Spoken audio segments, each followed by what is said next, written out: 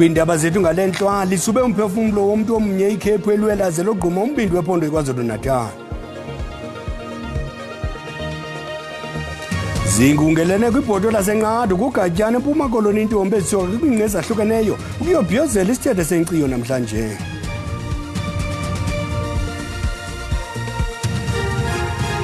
Lixhobe lafamacala iqela lamabhokobhoko phambi kongquzulwano neqela lase-Argentina ngokuhlwanje.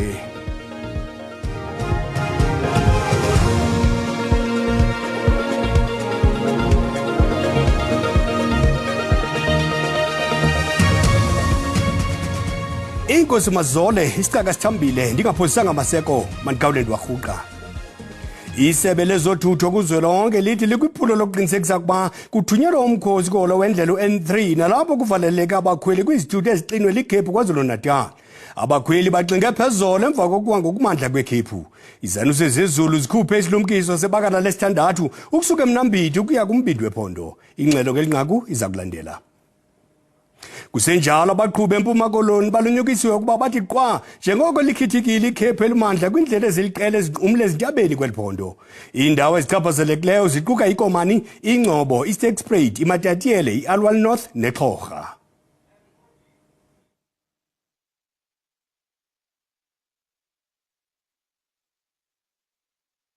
Amagosa ezendlela eMpuma Koloni ayibeke esweni imeko yasezindleleni kusukela ngoLwesihlanu. Ukuwa kwekhephu kukhokelele ekubeni kuvalwe indlela ezine ezinqumle ezintabeni kweliphondo. Abaqhubi becetyiswa ukuba bahambe ngendlela ezikhuselekileyo. Isebe lezothutho kweliphondo livulele imoto ezincinci ukuba zihambe kwezinye zezindlela. Sihlaba ikhwelo kubaqhubi lokuba bahlale bethe qwa baqhube ngenkathalo nanjengoko indlela zisemanzi. Amagosa ezendlela ephondo asebenza ngokuzinikela ukuqinisekisa ukhuseleko lwabaqhubi bezithuthi kwindlela iPenhoek Pass nendlela iR58 eLady Grey. Umphathiswa wezothutho uXolile Nqatha ubongoza abaqhubi ukuba baqhube ngenkathalo kwaye bathobele imigaqo yendlela. Ukanti abanye abantu balele endleleni ngethuba bezama ukufikelela kweliphondo. Besimengo 8 izolo. Khona enye imoto ehambayo. Abafuyi baxhalabile ngelithi elikhephu liza kuchaphazela imfuyo yabo.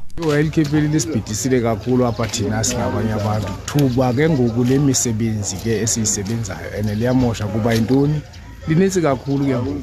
Kodwa ke thuba lemfuyo siyabona ke ngokuthi ziyahlupheka zona kuba zinakutya kunzima ngoku. Lo gama abanye beculumancile ukubona ikhephu. Sivuyile sonwabile ukuba ikhephu lithe lanetha namhlanje ngoba saliseligqibele ngo-2016 kunetha apha ukuthi silibone ngamehlo enyama. Sizwa nje ithina injabulo ngoba siqala into esiyibukela kuma-TV siyibukela kude esingazange sayibona nje. U-Eskom kweliphondo uthi le mozulu ichaphazele umbane kwezinye ingingqi. Technicians zaka-Eskom ziphumile zithe bhazalala zizama ukulungisa umbane kwindawo apho kukhuselekileyo uba kusetyenzwe. Isebe lezothutho eMpuma Koloni liza kuqhuba libeke esweni imeko yendlela. Ukanti likwamemelela abaqhubi ukuba babe nomonde ezindleleni. Kwindaba ze-SABC ndingu-Oluthuma Matsipane eMpuma Koloni. Kusenjalo abenkonzo zikaxakeka eRhawutini bathi akukabikho ziganeko zixhomisa amehlo ezithe zabikwa kwesi sixeko nanjengoko imvula izimandla ziqhubeka nokugalela mpompozone zephondo laseGauteng. Abenkonzo zemozulu kweli baqikelela ukwehla kwamaqondo neendudumo ezimandla ezingakhokelela kwizikhukhula kumazantsi nombindi waseGauteng kule mpelaveki. Isithethi senkonzo zikaxakeka uRobert Malawudzi uthi abahlali mabaqhubeke nokuthi qwa kumbi ekusebenziseni izixhobo zokufudumeza. Motorists are urged to exercise caution while driving and also avoid crossing roads and bridges which might be flooded. Our residents in our informal settlement are also urged to avoid crossing river streams while conducting their daily activities. And from our side, as the City of Johannesburg Emergency Management Services, we still remain on high alert, monitoring all 7 regions of the city for any emergencies which might occur. Lo gama abegunya lolawulo lwemida nababandakanyekayo abasebenza eSunny Pass eBowman Snack nakwizibuko iMonontsha basathe qha kwimisebenzi yamazibuko de kubhengezwe okukumbi oku nanjengoko liqhubeka nokukhithika ikhephu kanye ekungeneni kumazibuko nalapho ubunzulu bekhephu bufika kumlinganiselo ka6 cm. Eligunya loleke lathi isimo sezulu ekusingiseleni kwizibuko laseLesotho sinobungozi ke ngoko abahambi bacetyiswa ukuba basebenzise amanye amazibuko. Kananjalo oququzelela ulawulo lwentlekele kwisithili saseThabo Mafutsanyana uSithembiso Mthombeni ulumkise uluntu kwindawo ezingqonge impuma yaseFreystata ukuba luqaphele ukukhithika kwekhephu eQwaqwa eHarrismith naseKestell. Umthombeni uthe kunendlela ezingundoqo ekuxinge umbhono mxesibe kuzo eziquka uhola wendlela uN3 iVan Rienen eya eHarrismith noR712 osuka eBethlehem onqumla eQwaqwa. Tsikada eMpumalanga likhithikile ngokumandla nakhona ikhephu eVakasroom naseVolkrust abaqhubi bacetyisiwe ukuba bawuphephe uhola wendlela uN11 phakathi kweAmersfoort neVolkrust noN17 eEmelo. Imvula ezimandla ukuqhaqhazela amazinyo nesithokotoko senkungu zimo zezulu ezibikiweyo kwimimandla eliqela kweliphondo. Ukanti ke balunywa indlebe abaqhubi ukuba baqaphele bangaqhubi ngesantya esiphezulu kunjalo nje zihlale zithetha izibane zemoto zabo. Sibuyele kwinqaku lethu esithi isebe lezothutho kuzwelonke lithi likwiphulo lokuqinisekisa ukuba kuthunyelwa umkhosi kuhola wendlela uN3 nalapho kuvaleleke abakhweli kwizithuthi ezixinwe likhephu KwaZulu-Natal. Abakhweli baxinge phezolo emva kokuwa ngokumandla kwekhephu. Izanuso zezulu zikhuphe isihlumkiso sebakala lesithandathu ukusuka eMnambithi ukuya kumbindi wephondo. Sele isube ubomi bomntu omnye ingqele ehamba nemo yokukhithika kwekhephu kumbindi weKwaZulu-Natal. Kulindeleke kuthunyelwe umkhosi ngokukhawulezileyo ukukhupha abo bavalelekileyo. Ungqongqoshe wezokuthutha ungqongqoshe uBarbara Chris useyinhlelweni ekusuku lonke zokulexoxisana neminye iminyango kahulumeni ekufaka phakathi nomkhosi wokhuselo ezokuvikela uqinisekisa ukuthi abantu bayangenelela ngokulekelela ngezinye zeinsiza kusebenza nezingqalasina. Nangona imo ichalabisa bakho abo bathe bathatha elithuba ukuba bazonwabisa. Noma sekayimisile usiswethu ke igala lokubhukuda bathi thina ke sesiyenza itrip yethu ukuthi sijabule ke. My name is Salim. I'm from Durban and we're here in Windmills off the N3 and we've got some amazing snow. Kukhuthazwa abahambe ukuba balurhoxise uhambo lwabo kuhola wendlela uN3 phakathi kwephondo eKwaZulu-Natal kunye neGauteng. Kanti ke njengoko eli ligutyelwe imozulu ebandayo iphondo laseLimpopo nalo lichatshazelwe ilengqele. Kungokunje abasemagunyeni babongoza uluntu kwindawo ekubanda kakhulu kuzo kuba luhlale lifudumele ezindlini kubantu abangenamakhaya akukho apho banokuzifihla khona kulengqele. Eli ligutyungelwe yingqele eqhaqhazelisa amazinyo kwiphondo laseLimpopo ePulukwane. Abantu abahlala ezitalatweni bathi le ngqele ibachaphazela kakhulu nanjengoko bengenandawo yokufihla intloko. Iqela labantu abangenamakhaya lihlala ngasemfuleni ePenina Park abanakutya kwaye baxhomekeke kwiminikelo abayiphiwa ngabantu. Kungoku nje bazama ukuzigcina befudumele ngokubasa umlilo. Kubanda kakhulu siyazama ukuzifudumeza phantsi kweblorho ayikho into esinokuyenza kodwa sinethemba lokuba siza kusifumana isisombululo okwangoku sikhuselekile. Ngaphaya kwendlela uMacy Paul oneminyaka engama-35 ubambe ibhodi ecela uncedo nanjengoko naye engenandawo yokufihla intloko kule ngqele iqhaqhazelisa amazinyo. Uthi le mozulu ibandayo ichaphazela nempilo yakhe. Ndicela uncedo kuye nawuphi na umSamaria olungileyo kubanda kakhulu andikwazi ukuhamba kakuhle. Ndicela nabani na onokundinceda ngokutya.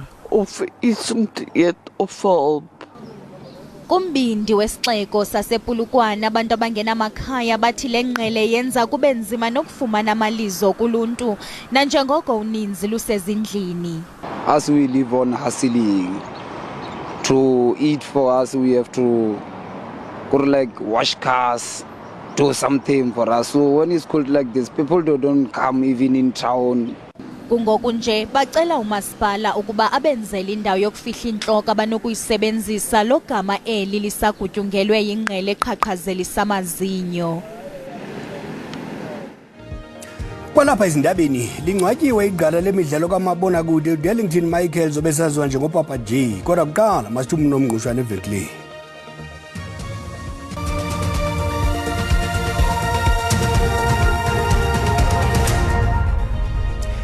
Sinamkela kwakhona sikwabulisa nakwabo basanda kungena uzabukela indaba kwijelo yeSABC 1 siza ngqo kwikomkhulu leSABC eGauteng. Uyakwazi ukuzibukela kwakhona izindaba kwijelo leYouTube ngokuthi iSABC indaba zesiXhosa. Siyacela ukuba xa ubukela ucofe ulike, sikwabongoza kanjalo ukuba ukamcofa usubscribe wenze njalo. Make siphinde silume kwinqaku elishotshe enhlanga lenhlwa. Isebe lezothutho kuzwelonke lithi kuza kuthunyelwa amajoni naza kunceda abakhweli abavaleleke kuwona wendlela u-N3 kwizithuthi ezixinwe likhephu KwaZulu-Natal. Abakhweli baxinge phezulu emva kokuwa ngokumandla kwekhephu.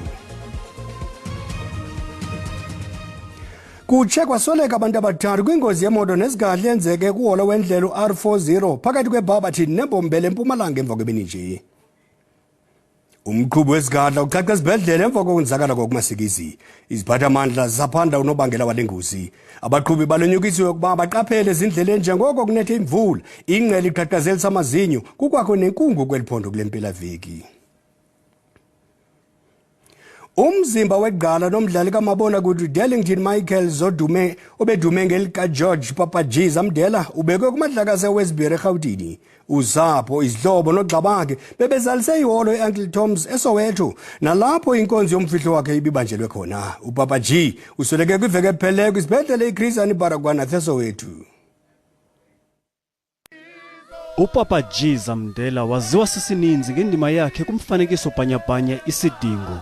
Uqale ukudlala le ndima ngonyaka ka-1997 kwaye uyakukhunjulwa ngobubhanyabhanya besinxibo sakhe ukuqhula nokonwabisa. Bradali was a father to me, was a friend to me. He leaves a good legacy, but the offspring that are coming behind, they are not being told where is he coming from. Usapho luthi lulahlekelwe yintsika yekhaya. Lost someone that is very dear to us. Someone we love so much. Our hearts are broken. Zibuhlungu inhliziyo zethu by the passing of our father, our grandfather. But uphumlile indeed, because he was in so much pain. We saw him and we were not ready for it. He was a strong man. Kakhulu. I-pain bekayifihla. Kumbona. But lapha uzobona ngayo ukuthi bafitha sishayisini because sekazwile. But bekayifihla i-pain. But esibhedlela uyibonile indlela yakhe. Wathi bafethu ngiyaboda. Abasebenze neliqala bathi icandelo labadlali kumabonakude lisajongene nemingeni ehlupha abadlali abasakhulayo kuquka amagqala kumabonakude. I came in as a young man and now I'm like 40 years in this life. Still, it's not regulated. Papa is leaving and he was preaching the same thing. It's not liberated. It's not organized, you know. And so I think young people must do it for themselves. Loka Michaels ushiya ngasemva unkosikazi abantwana abathathu kuquka abazukulwana abasibhozo. Nanjengoko sibhiyozela inyanga yamagugu namafa ukuqaqaniswa kwelimi kusesithatheni eMbombela eMpumalanga. Umnyadi alayinca izivele book festival ujolise ekubhiyozeleni nokulondolozwa kwesithethe esityebileyo sokufunda ngakumbi ngelwimi zenkobe. Lo mnyadi aludibanisa ababhali ingcali zesintu namanxele encwadi kwigumbi elinye. Lo ngumnyadala unjongo zawo zikukuthundeza isithethe sokufunda kwanokukhuthaza ulwimi lwenkobe. Ngaxeshanye ukaqambisa isakhono sokubhala. Ugqirha Thulibhuda selebhale isine sencwadi ezintathu ngesindebele sakho kwabo. It's very important to preserve our mother tongue. A lot of people in South Africa today do not see the importance of using our indigenous languages, and we forget that our indigenous languages, they carry our heritage and culture. Ukuthi nami ngizikhulume bonyana ngingibhuda, I need my isiNdebele language. I need to express myself using isiNdebele. Uninzi lwababhali bayazipapashela kwaye balapha ukwabelana ngamava. Uzukiswa Vana sele kuqingqithe 16 leminyaka engumbhali. Ubhale incwadi eziyi-12 egameni lakhe kuquka ezentsatshana. I think it's very important for authors to meet at book festivals because you get to interact with the with the reading audience, but in addition you also get to interact with other authors. We saw that there's a need. We even jumped borders. Festival iqale ngomsumbuluko. Going to schools, mostly primary schools within the area, the locations around Mbombela, setting up libraries, working in conjunction with the non-for-profit organization Siyafunda. Ithemba ke lokuba lengxikela yencwadi iseza ukukhula ibeteketeke kubheka phambili pha. Amabhokobhoko akholelwa ukuba aza kunquzulana neqela eliqilima kwi-Argentina kumjikelo wesihlanu we-Rugby Championship eSantiago del Estero ngokuhlwa nje. Usekela mqeqeshi weSpringbok uMzwandile Stick uthi nakubeni iqela le-Argentina lingasafani nakuqala phantsi komqeqeshi omtsha kodwa ilelo iqela ligcweleshe impumelelo. Amabhokobhoko ahambe uhambo olude ukuyokufikelela eSantiago del Estero phambi kolunquzulwano ekulindileke lutakise inhlanzi. Ukapteni wamabhokobhoko uthi kwelabo icala baxolile ngamalungiselelo. We've had a very good prep up until now. We started a bit earlier in Stellenbosch, so we had Thursday and the Friday over there. So obviously we had that leeway of having a couple of days. Then we got into Buenos Aires, had a very good 3 days. Then we traveled on the Wednesday afternoon. Landed here Wednesday evening, settled in nicely. Usekela mqeqeshi webox uthi nakubeni litshintshile iqela le-Argentina kodwa abanaxhala baxhobe ngokufanelekileyo. I think Contepom is getting the right balance in the sense of pressing the right buttons to get the best out of them, not only just emotionally. I think tactically the way they approach, the way they're playing, the style of play when they keep the ball in hand, they're very, very dangerous side.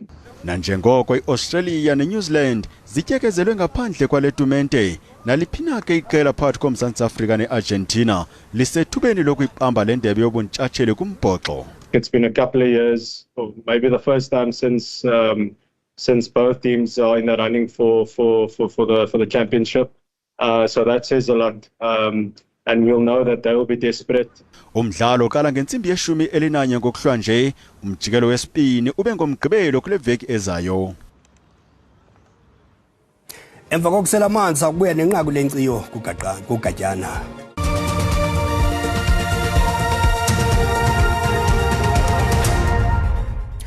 Ukhanda umongo kwezalenhlwa masithi amagulugulu entombi aphuma kwindawo ngendawo kwiphondo laseMpuma Koloni akungelene kwibhodo laseNqando kuGatyana eyokubhiyozela umsitho wenkciyo.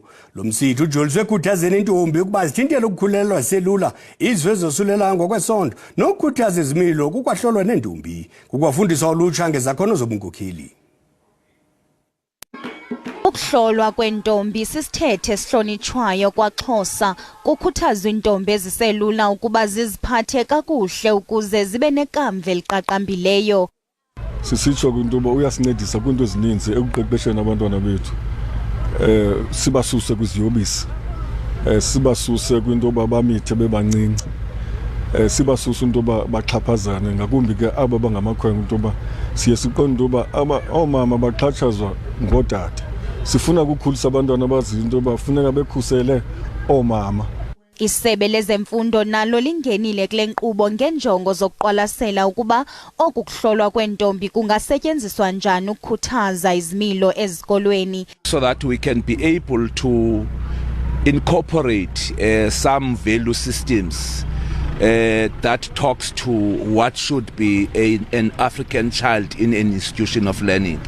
And how does that relate to the progression of the Africans? Le nkqubo ikwakhuthaza ulutsha ngezakhono zobunkokheli kuquka namakhwenkwe. Kumele iqale iphile kum ukuze ndikwazi uhlala apha, iqale iphile kum. So kundincede kakhulu even naxa ndifika evarsity because the time ndikude ne-parents, ndise-Free State, I'm doing my undergrad studies. Yandinceda kakhulu because bendizazi uba ndingubani. Kule nto yakwaNkciyo sifundiswa ngokubaluleka kokuzazi, kananjalo uhloniphe amasiko nesithethe akwantu. Khumbula sifundiswa inhlonipho inhlonipho ayonhlonipho yodwa nto nje sifundiswa nokukhathalela izinto zesintu sethu.